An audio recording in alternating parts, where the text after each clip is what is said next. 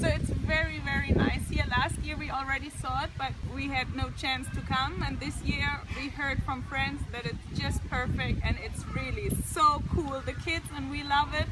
You have just everything. You have fresh air, and this is what I think everyone loves. This is back to nature.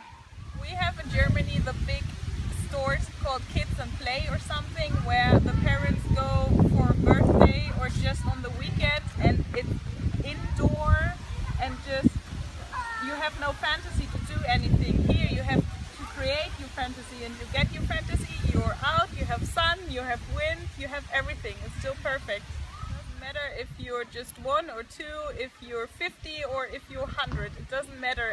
Everyone has fun here. And if you just look around, you just see smiling faces, and you know you have done everything so perfect. Thank you very much. It was a perfect day. We traveled from Switzerland for our vacation in Denmark. When we came to the Wow Park and had an awful lot of fun. It was so great.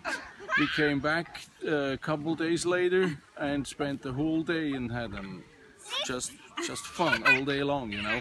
If you are in Denmark, you've got to show up there. Okay, the difference to other amusement park is you are a part of the amusement yourself.